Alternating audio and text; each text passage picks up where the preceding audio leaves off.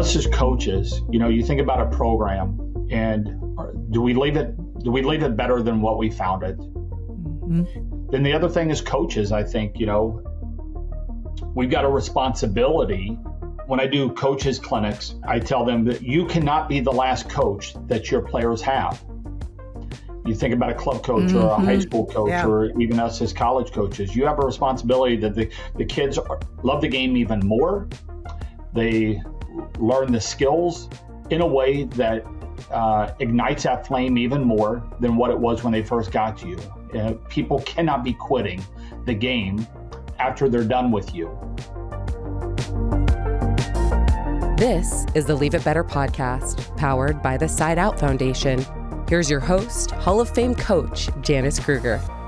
Today, my special guest is Kelly Sheffield, who is the head coach at the University of Wisconsin. Today, we're going to talk about his program, how he builds his team culture, the things he loves about coaching volleyball, the Paris Olympics, and some alumni players that will be competing for the U.S. the upcoming season. And Kelly's going to share a lot of those things. Kelly, your success at the University of Wisconsin as the head coach is so tremendous over the last 12 years. 5 Final Four appearances within the NCAA, 5 Big Ten titles, a national championship. That's not easy to do. You've had numerous players being honored as All-Americans and all Big Ten, and you're sitting pretty good in that attendance category as well with the collegiate programs. Currently, you have 2 of your tremendous alumni going to be competing in the Paris Olympics for the U.S. national team, Lori Carlini and Dana Reike. And on top of that, honestly, we could go further and deeper. Every place you have been, Albany, Dayton, success stories all the way through. So it's great to have you on today. We're going to find out a little bit more about what makes you so special and you can get this job done. So Kelly, welcome to the show. Well, Janice, thanks for that introduction and glad to be here. I want to talk first here a little bit about the Paris Olympics because that is going to come up here shortly. I believe you are taking your wife, your 2 daughters. Is your dog Ziggy going, or is he staying home? Ziggy will be staying back stateside. Okay. And you're going over with your family. How is this the first Olympics you guys have been to, or is this because of the players on this team? Is that why you're making this special trip over with your family? Yeah, I've never been to an Olympics. I've never had a player in the Olympics, and so to be able to have 2 of them, and that's something that we always said that we'd do. You make the Olympics, and we're going to do everything that we can to get there. It's when I think back to Lauren when Carlini was here in 2013, my oldest was 3 at the time, and my youngest was just born, and so they've grown up watching these guys. That's part of the cool thing about coaching and having daughters is that, these are their heroes. Her and Dana are obviously 2 of them. And so to be able to go and watch them in their first couple matches will be pretty cool. Oh my gosh. That's awesome. And I've heard you tell a story or 2 about your oldest, and her admiration for the players in the Big Ten.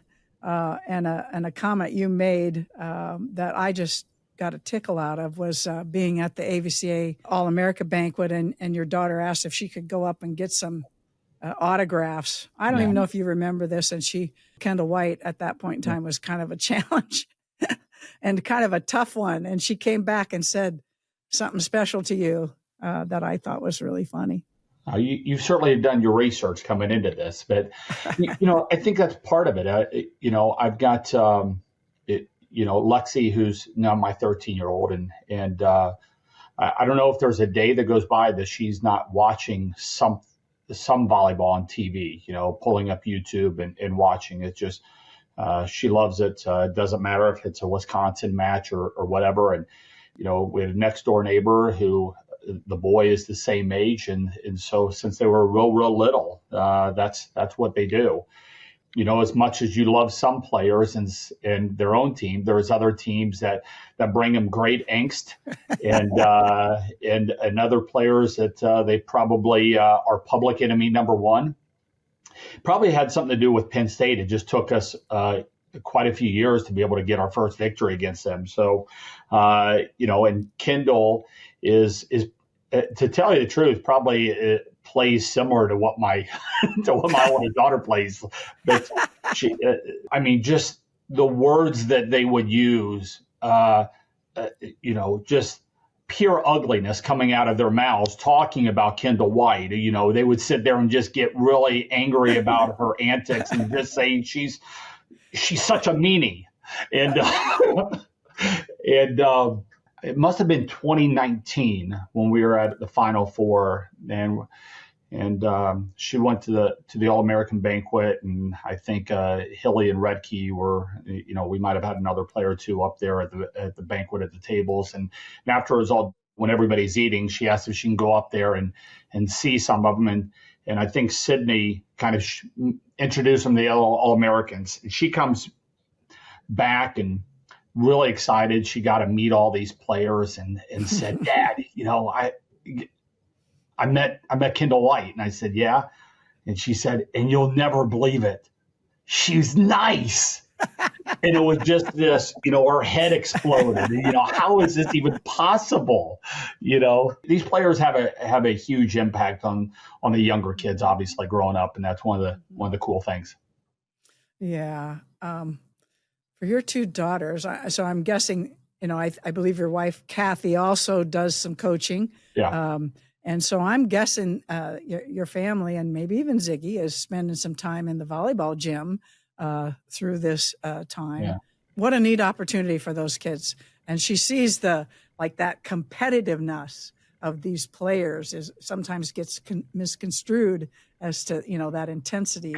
It's about being so competitive, but they are still nice people when you get on the other side. Yeah, I would say we've been pretty lucky with how players and coaches have treated certainly our daughters, and when they see them, and the 13-year-old, we may have a coach in the making for one of these days. It's something she's really excited about. Oh, fun! And is watching the game. Oh. That's so fun. So are there so now you got a daughter that's maybe going to be a coach. You're sitting at the breakfast table or dinner table, and are there conversations there that are going on about volleyball coaching, any specific thing? Is that happen there? Or is that sort of kept to the side? Let's not talk about volleyball all the time. I try not to be coach with my two daughters. It's certainly if they've got questions, they can certainly come to me, but those questions just don't come. And so I keep my opinions a lot to myself. As long as when they're playing sports, they're just the core things we're going to value is doing your best and being a good listener and being coachable, and we're not going to quit and, things like that. But, winning and losing, I'm certainly cheering for them, but whether they win or lose, I don't really get too worked up about. And if they're not playing as well as they're capable of, I try not to get too worked up about that. So it's not a coaching type of deal when we're sitting around talking about it. It's usually, all right, I need you to put pause on that game that you're watching. Come over here and eat, and we'll try to discuss something that isn't volleyball for a little bit. That's too good. So you've got your two alumni, and I believe you also may have a incoming freshman that could possibly be over in Paris as well, competing in track and field. Can you talk about what that might mean to your family being able to see that, but also for your Wisconsin volleyball program? Yeah, we're recording this, and I think 2 days from now, Trinity Shadsiris she's from Canada, and she'll be in the Canadian trials to try to make it in the long jump.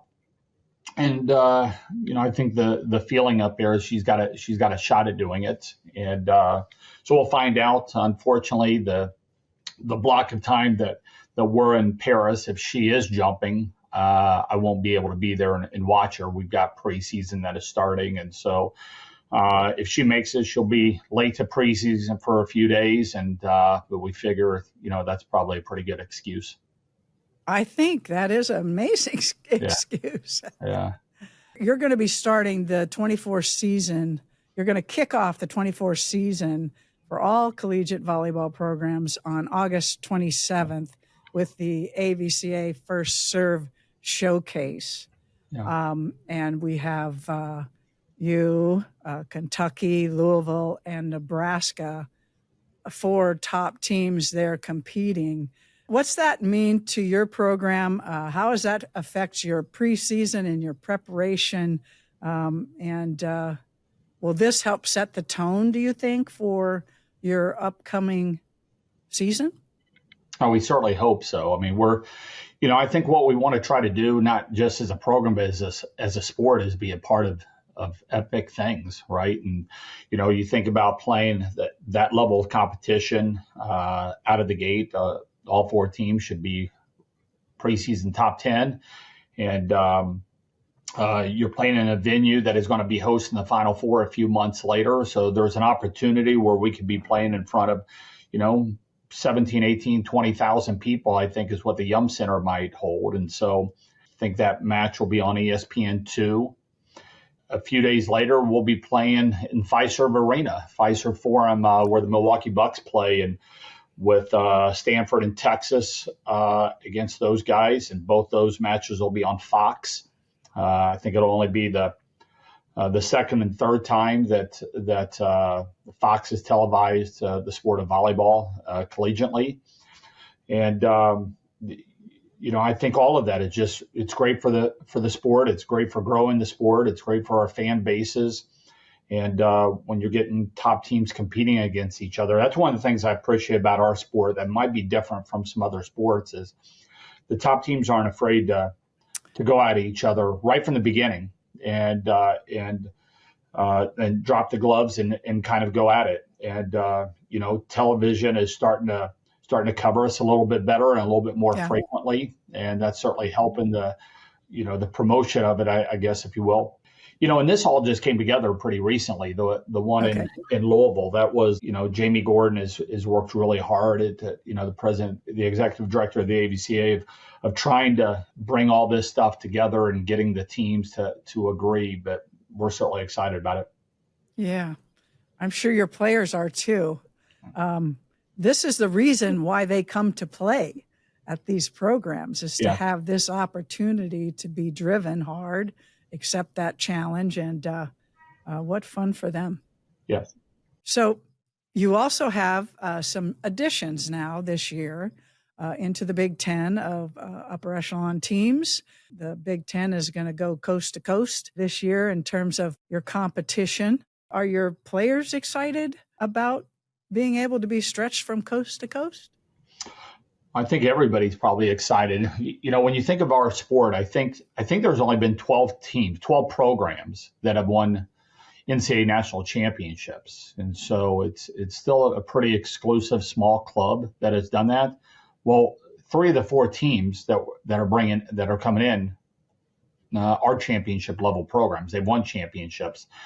And so I think that will be the six teams in the Big Ten that have won championships. And the school that has not won it that's coming in is probably playing at a higher level than the other 3 right now. So, they've been knocking on the door of being able to be a championship program themselves in Oregon. So, really good coaches at each of those schools, young, energetic coaches that really have their program pointing in the right direction. And we're excited. I mean, it opens up more opportunities. You think about getting up in the Northwest or getting down in the LA area, it opens up things for recruiting. It opens up things for hopefully those schools. You come and you watch the fan bases that are already as some of these Big Ten schools and maybe they take that back and their marketing people get a little bit more inspired to try to drive the attendance and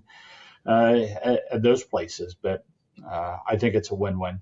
Yeah, I know I'm excited for sure. I'm sure the Badger fans are too. They love great competition. In preparation for this, I was watching a lot of video on you, and one of the things I wanted to ask you is, in your job, in your role, your responsibility as the head coach at Wisconsin, what part of that job do you love the most? I don't know if it's just one thing. Let me help you something. I want to help you with something. Yeah. So here's something that I saw, and I don't know. It's like I saw your eyes light up. You kind of sat up a little bit more, and you just started to be a little more animated coming into it. It was the part where you get to put the pieces. You've got the recruiting in; they're all there. You're trying to figure out the essence of your team. And when you started to kind of dig into that and putting the pieces in place to give your team the best opportunity to win, I thought, and I might just be wrong here, but that you looked excited and like kind of thrilled about, ooh, great, I can try this. I can do a little bit of that. I love the idea of team building. Yeah.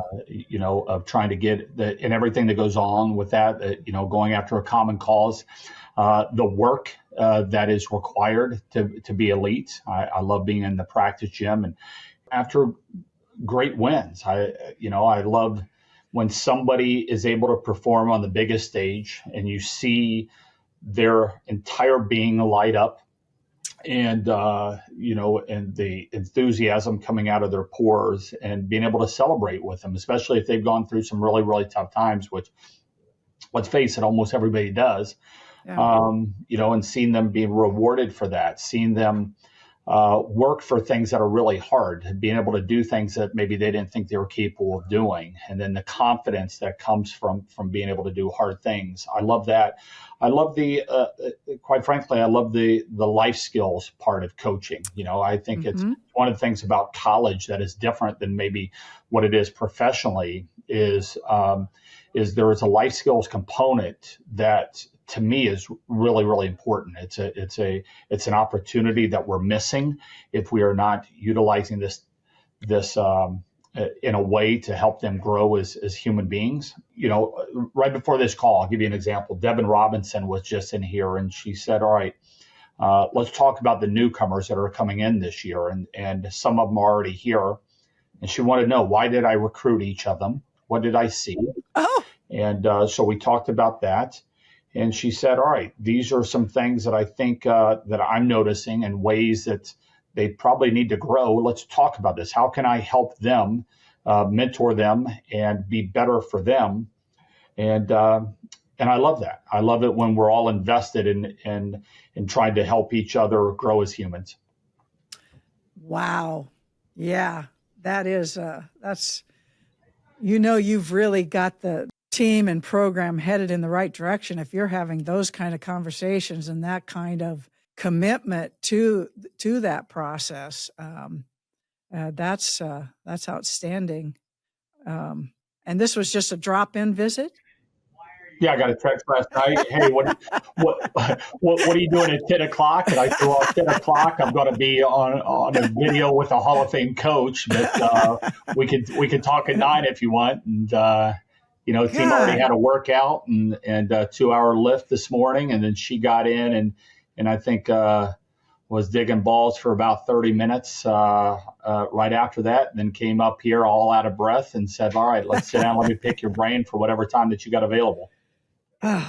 I'm telling you, that's just extraordinary. Love that. Absolutely love that. So your team culture, I don't get to see the inside. I get to watch and see what it looks like. And there was a video from last year's championship match in which this was after the semifinal match, and you had your 3 players there. And I was so impressed with all of you, really, at that moment, talking about that scenario, that small piece of your season. They kept referring, I think might have been Sarah Franklin was talking about, just they stayed in that next ball mentality. Keep grinding this. We can work it. We're going to work through it. It seemed so clear, and they were so settled with all the effort and everything they put into that. And I'm sure that's something you're pretty proud of, to have a program that you have built so well, that you're getting those comments at that time even, about competition and about being on the Wisconsin volleyball team. Yeah, I think you're talking about the press conference right after we Yeah. lost in the Final Four. Yeah. And it's gutting, right? I mean, we thought we had a team that could win two more matches. Certainly, they felt that. It is, I think you probably saw from their eyes, like it is about any time anybody loses, is that the eyes are bloodshot and bags, and it just, as disappointing it is, you also show your character and that. And really proud of all three of them. I think you need to win with grace, and you need to lose with grace, and it doesn't make you less competitive if you can get up there and show gratitude for the moment and appreciation for competition and honoring who you played against. And I think they did a really good job with that.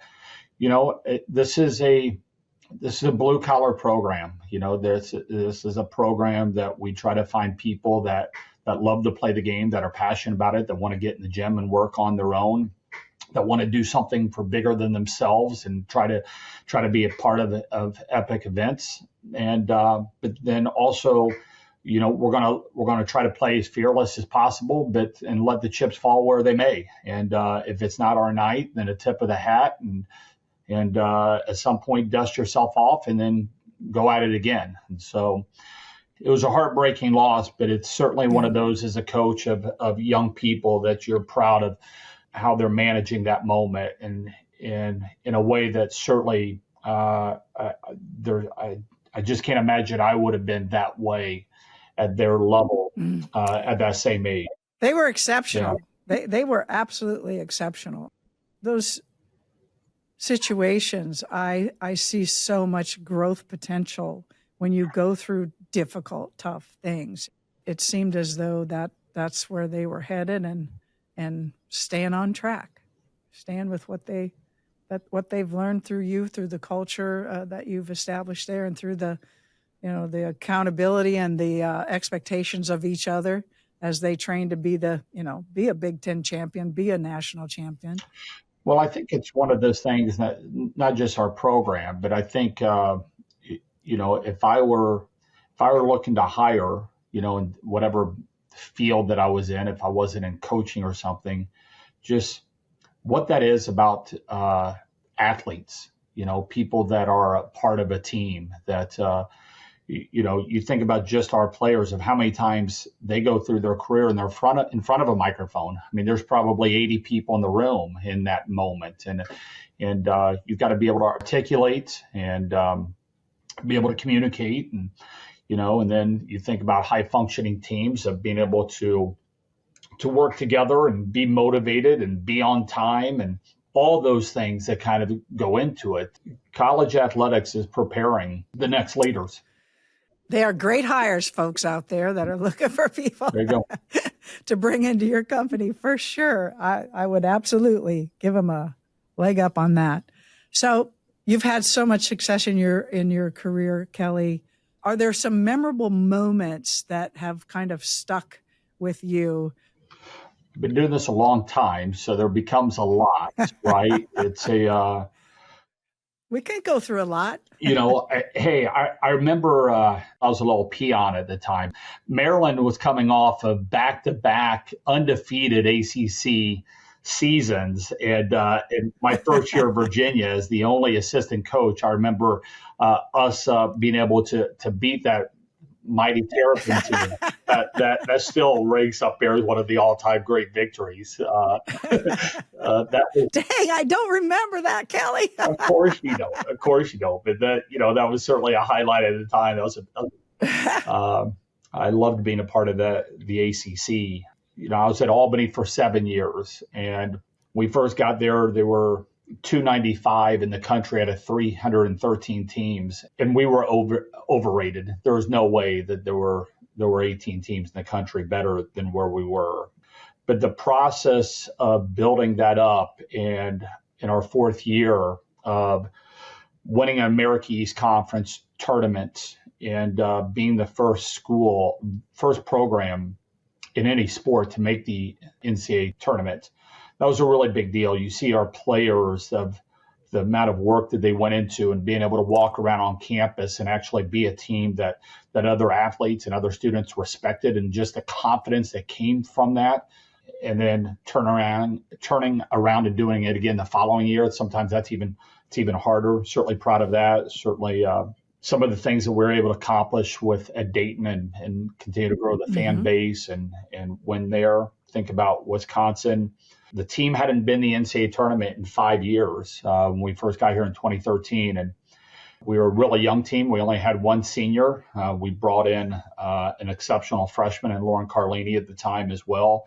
Very young, very undersized, and that team made it all the way to the national championship match. And seeing maybe the only team I've ever had that every week they were better than the previous week. That's really not how it usually works, but it worked that way because of the confidence that they were stacking. They were stacking good days on top of each other. They were resilient after the losses. We've been a part of a lot of really big matches, a lot of heartaches that stay with you along the way, and a lot of epic matches. We've played some great ones at Nebraska, and that fan base and going in there was incredible. It took us a long time to finally get our first win against Russ Rose and Penn State. That was the first time we were able to to unlock that code was a fun locker room. Certainly winning a national championship and being able to do that with the team and with alums that were in the building, and just, to be able to celebrate afterwards, that was special as well. But there's been a lot. That is a nice list, and I'm sure there's so many more, but thank you for sharing those. I heard you talk about a playlist that you sort of curate and have for your team. I don't know if it's warm up, pregame, whatever. So I'm thinking, okay, in any of those situations, do we have any songs that are stuck in your head about those times when you had significant play? I think there was one in the 2021 season, maybe you won that. You said this is an important thing for your, those players may not appreciate those songs at the moment, but they will later when they hear them. They sort of get the groove. Well, yeah, I think music, I think we all have, we can hear a song on the radio or whatever, and it takes us back to a specific time. I mean, what takes me back to high school or college days, it's songs that I will hear, right? Yeah. Well, I think we're all like that. The music that we listen in our practice gym at a low hum, that's my playlist. It's not their playlist. and a big part of it is that some of these songs that maybe are in the 70s or 80s that are songs that'll stand the test of time, that there's no way they're on their playlist, that they will hear at some point, and it will transport them back to the field house or wherever. I would say that every athlete probably out there hears a song, and it'll take them back to their team, or to the locker room, and for their dance parties that or pregame warm up or whatever.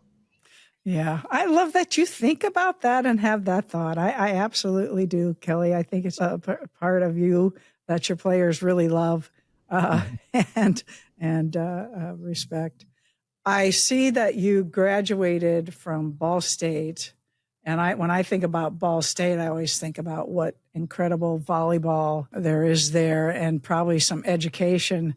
Are there people in your past that have been very influential on you as you developed your career? Janice, the list is really long. I would say probably the best thing that I do is ask questions. Yeah. I'm constantly asking questions, and I've been really, really fortunate throughout my career of people being able to entertain those questions, and most of them have been thoughtful and been able to really help me continue to grow. Ball State was a teacher's college. Most of the people that I got started with coaching at Muncie Burris or with Steve Shondell, or I also coach with John Shondell there. Craig Skinner and I coached together. He was the head junior varsity coach in 1990 at Muncie Burris, and I was the assistant junior varsity coach to him. And then Munciana, just the coaches that were coaching there, almost all of them had teaching backgrounds, and so the idea of they were teachers first. They weren't just coaching through their emotions. It was progression. It was the right way to learn how to go about things, and and then along the way, I mean, there were just Hall of Famers that would just there was Mike Hebert came around for a really important time for my career. I brought him in after he retired. I was at Dayton, and I called him up and I said, "Hey, what do you think about coming here for a couple days?" And he said, "Yeah. What do you want me to look? Do you want me to look at what you're doing defensively?" I said, "I'm not going to tell you what I want you to look. I want whatever you see.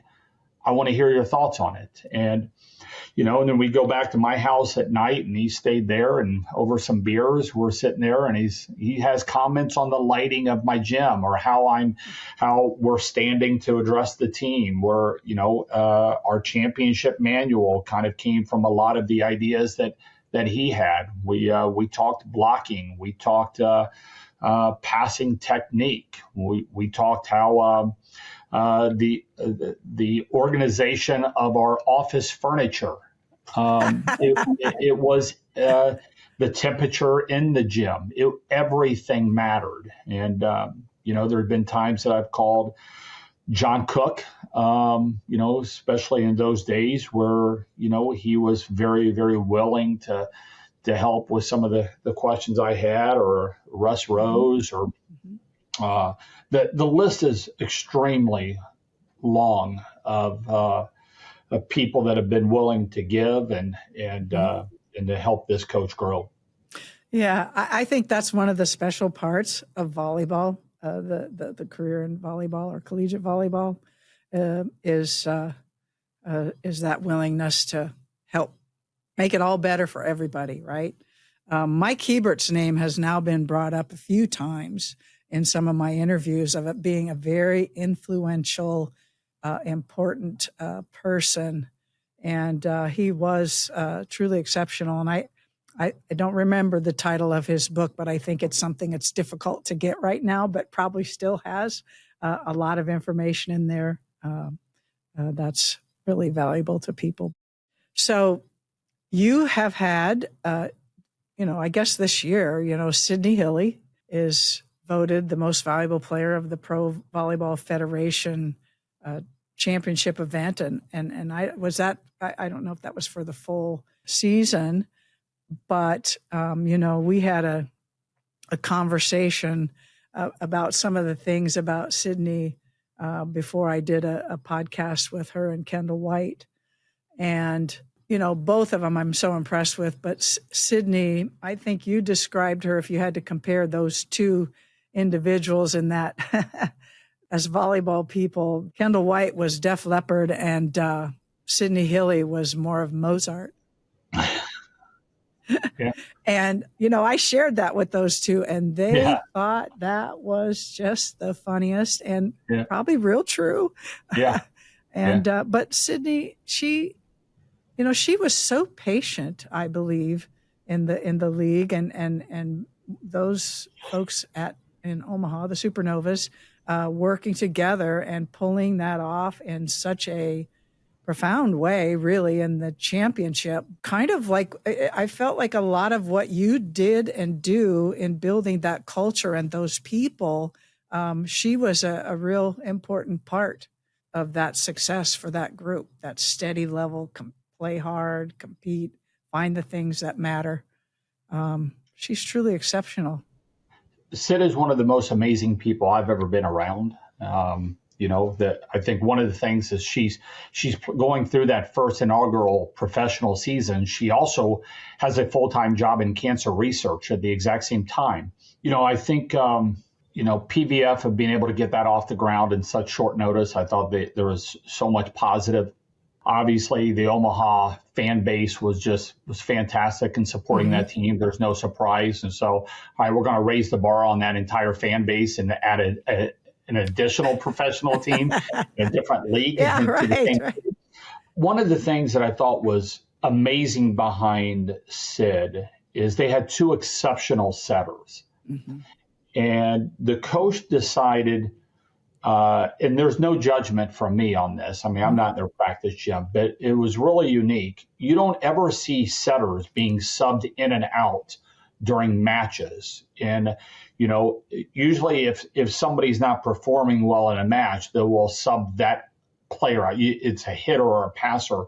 You never see two elite setters flipping in and out. And quite honestly, that I'm not sure I would have the courage to do that because, I think you want your setter to be really, really confident and the ability to play out, to do a game plan. Well, if you're worried about getting subbed in and out, all of a sudden, maybe you're not unveiling a game plan. You're worried about this next point, or if I make an error, somebody else is going to come in.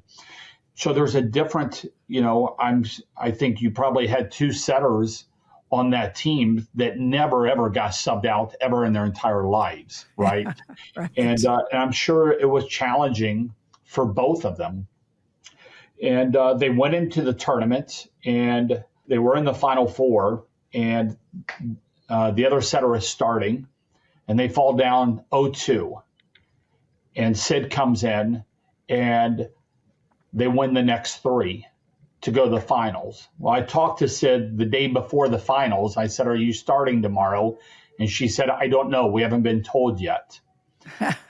And then, it's different, right? It's than how most setters are approaching those scenarios. But again, they had a problem that everybody would love to have: two absolutely world-class setters. And then they come out and they win the finals, and she's MVP. The amount of work that has to go into being ready for those moments, of being able to stay confident, to not flip your lid and go and blame or be upset, of being a good teammate, of being supportive, and then coming in there and being able to make those changes because you are paying attention while you're on the bench. Man, the mental strength to be able to do that and the team first mentality, that's when it shows your character. I mean, your character is displayed not when things are going your way and when everything is, the weather is sunny and everything. It's when things aren't going your way. What are you like? And that's the part more important than the MVP performance or her winning that first championship. How she managed that. She was just really good for her teammates and her coaches. Yeah, it was impressive. Was this something that was innate in Sid, or is this something that you have a process or you have something in place? Because I see a lot of your players that having pretty strong mental toughness and an attitude that is beneficial to keep doing your very best at that next play or the next moment. Is that something that you have a system in place or a process?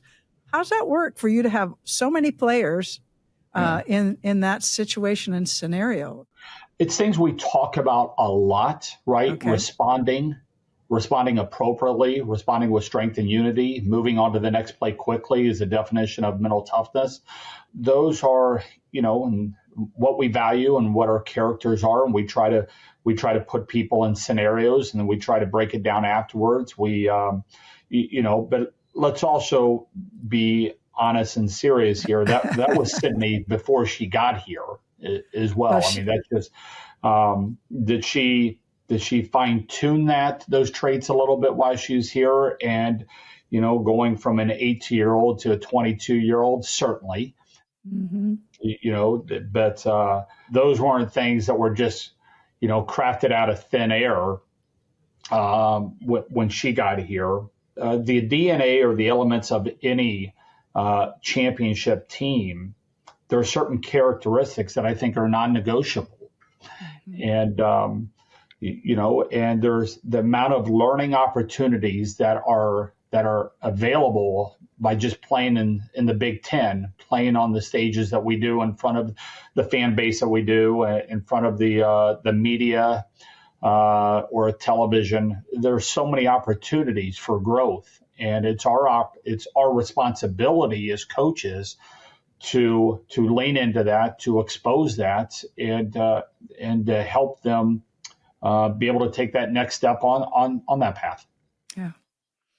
Well, Sid shared something with me, and she goes, one of the things that I absolutely love about Kelly is that the way he tells a story, if he gets really fired up about something, the animation and the way you dig into a story. And I think there was another, one of your other players who feels the same way. And I think I've seen that in you too. It's a fun part of your personality that you share, and it's uniting.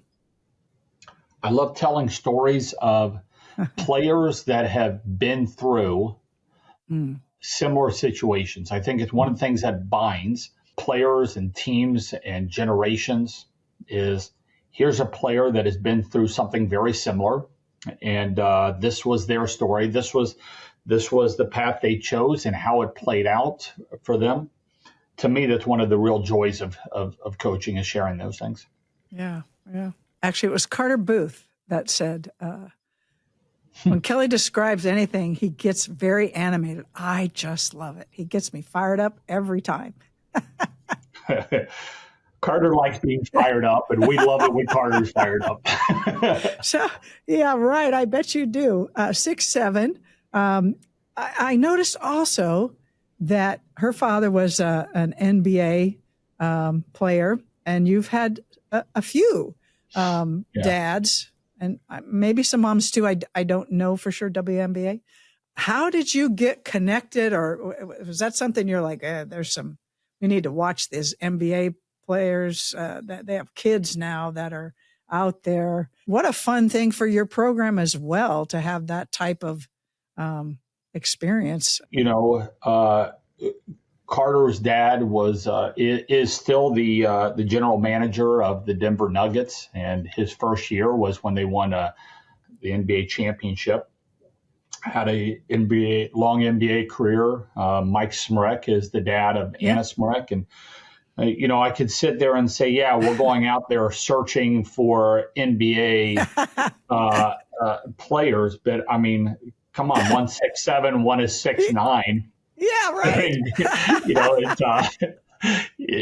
have to be a genius to walk into a building and notice those guys. Then when you watch them jump and you watch them hit, you're like, all right, maybe there's something that we can pull out of here. Yeah, that's too good. Oh, yeah. The other thing Carter said, she goes, and this is, I think, kind of summarizes a little bit of what you've been talking about here. Being a Badger means leaning into adversity and never letting up. Yeah. The early morning lifts, the hard lifts, the tough practices never discourage us. To a Badger, every failure is an opportunity for growth, and every success is an invitation to keep getting better. Yeah. Wow. Yeah.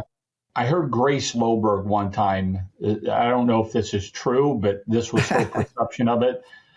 she thinks I enjoy losing, which I don't, but she thinks I'm a better coach when we lose.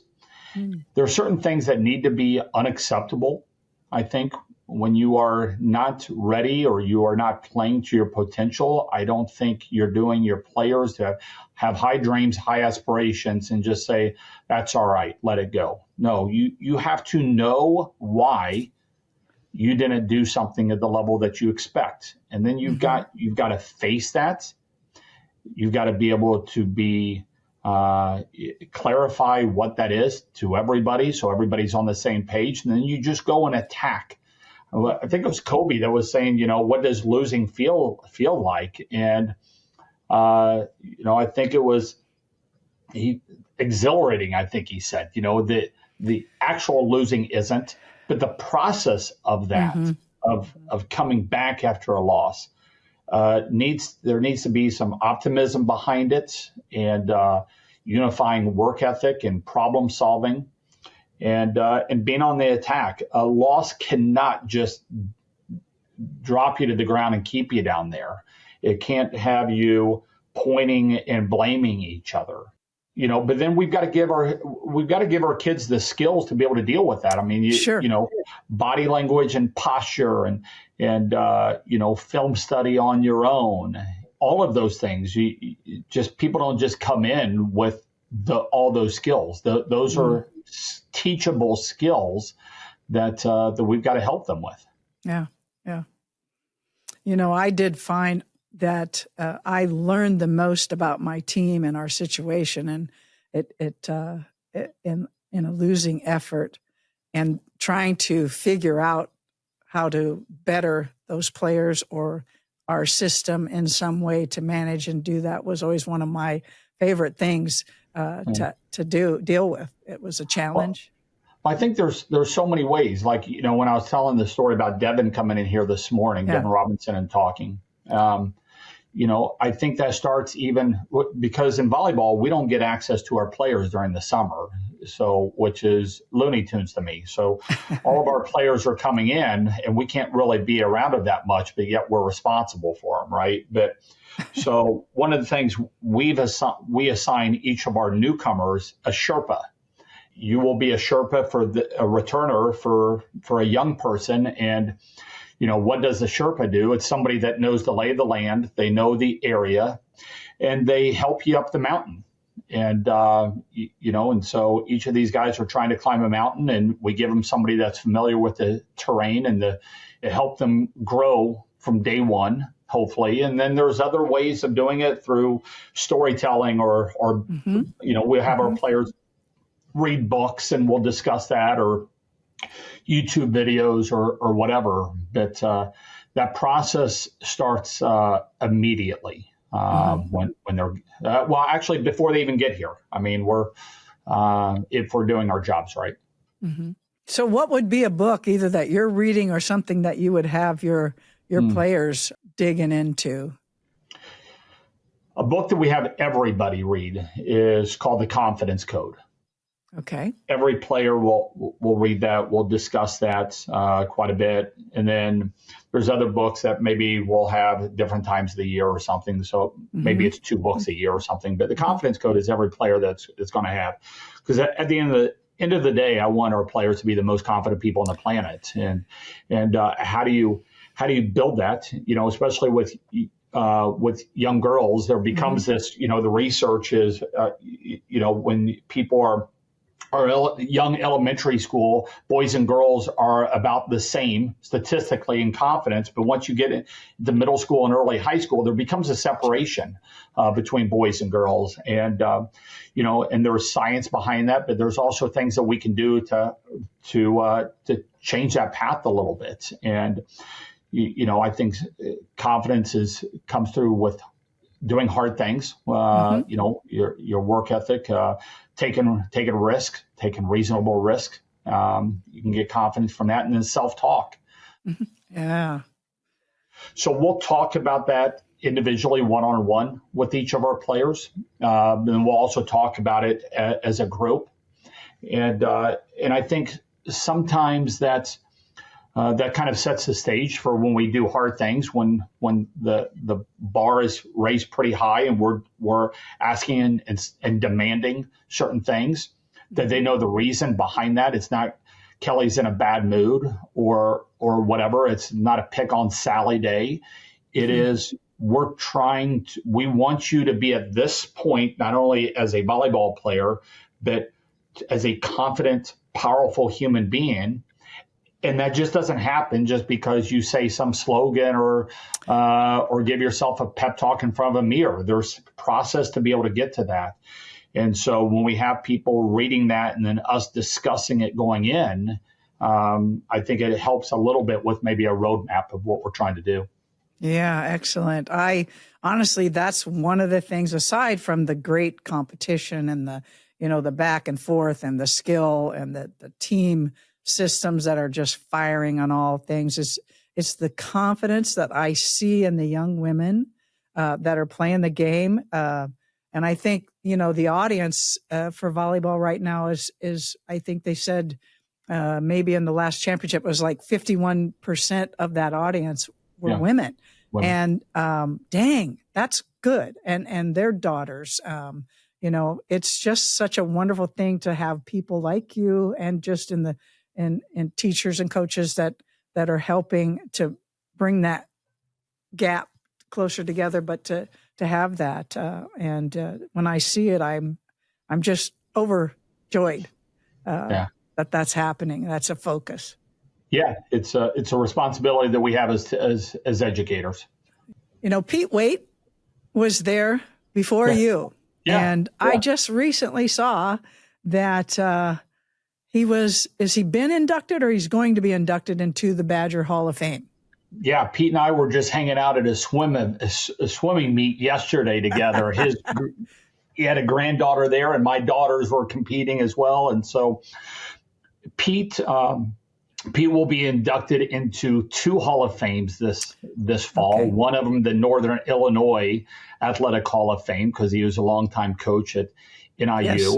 And he will also be inducted into Wisconsin Athletic Hall of Fame as well for his career here and winning a couple Big Ten championships and making to the first national championship match in 2000 and having a really good Nebraska Cornhusker team up against the ropes when on John Cook's first team there. So Pete had a wonderful career. And I think that's one of the things that us as coaches, you think about a program and do we leave it better than what we found it? Mm-hmm. There were a couple tough years that Pete had there at the end, but overall the program was better than what he inherited and had that growth on his watch and doing some epic things. Then the other thing is coaches. I think, we've got a responsibility that, when I do coaches clinics, I tell them that you cannot be the last coach that your players have. You think about a club coach or a high school coach or even us as college coaches, you have a responsibility that the kids love the game even more. They learn the skills and in tactics in a way that ignites that flame even more than what it was when they first got to you.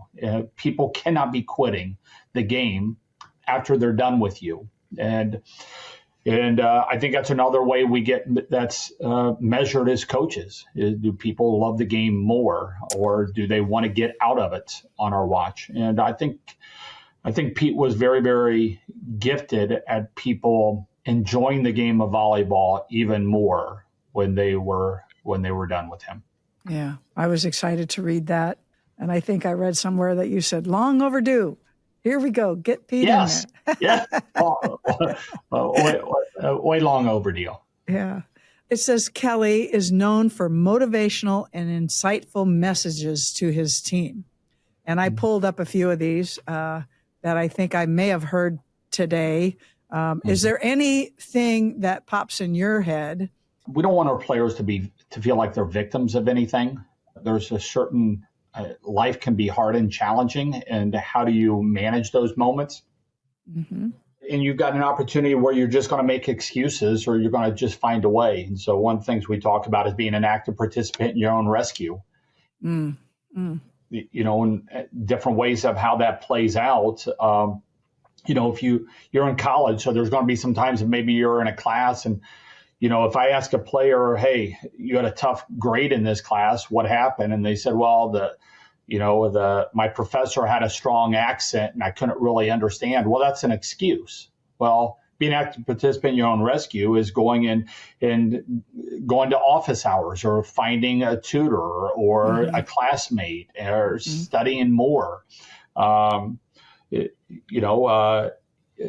Another way of being an active participant in your own rescue, when people say, well, the coach doesn't like me or I'm not playing as much. Well, then go do something about it. Go and get your butt in the gym and work on your skills or being able to offer something that the team really needs, or go have a conversation with the coach in a way that is searching for information, not searching for validation.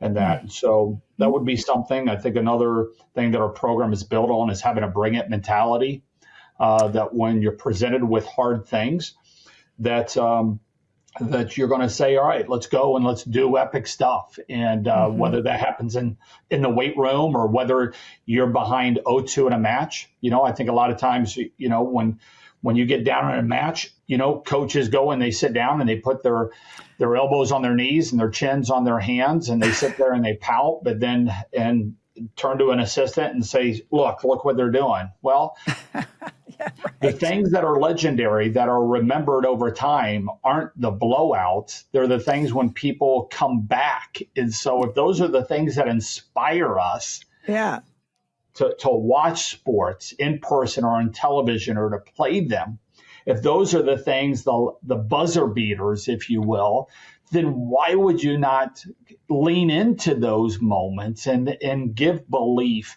that we can do these hard things if you just stick together and make adjustments and all those. So having a bring it mentality to things that are hard is something that is also a message that we try to pass on. Yeah. Wow. And that message probably can also go to our metastatic breast cancer community when they're dealing with the hard stuff and how, they take responsibility and learn and do as much as they possibly can to help them in their scenario situation. It's not an easy place to be, but it is something that that type of mentality would serve them well as well. Janice, you're talking about breast cancer, and it's interesting that what I'm watching right now on Netflix is a documentary called Lance. It's on Lance Armstrong. Yeah. And one of the books that I used to have our team read when it first came out is his book, It's Not About the Bike.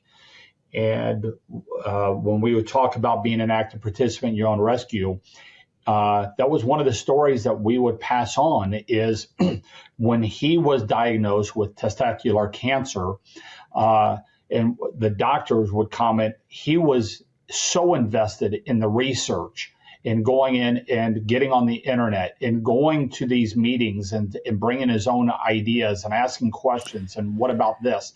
That was the epitome of being an active participant in your own rescue, right? Right. That idea that being an active participant in your own rescue is this.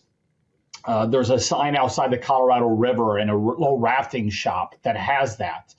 And the idea is if you go overboard on the raft, don't just wait for the raft to come to you. Swim to the raft yourself as well. Good idea. Be an active participant in your own rescue. And Lance's story and how the doctors describe how he was during that just made it just this powerful connection to me. I mean, he had a very, very small chance of living and came out of that really, really well.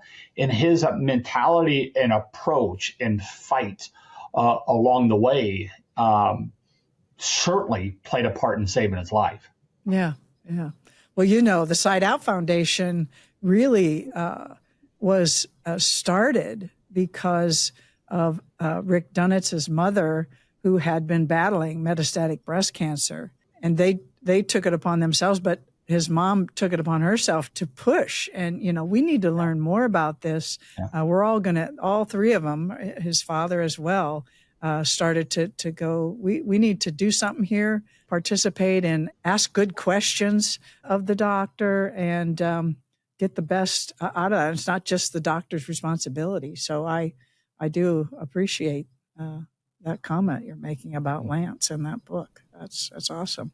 I know that I was just a peon back in the day, but you and Joe Segula and Cecile Renaud, I mean, that was, Jolene Jordan Hoover. I mean, those were, coming up and coaching with Melissa at Virginia, who is, I have so much admiration for her. But there were some legendary coaches in that conference, and I know I'm missing some right now. You had the program that everybody was hunting there for a while. Yeah. I want to share this with you. Like, one of my memories of you always when I see you is I remember Kelly in our gym. And I don't know, we were doing some kind of a run through and a very fast pace, lots of reps, good reps. And you said something to me about it. It's like, I really like what you guys are doing there. And it stuck with me about you. And that's my first moment. Probably, we may have connected at another time, but that was one of those. You're in my memory. So thank you again for this. Yeah. Thank you for listening. Please share your feedback with us at side-out.org.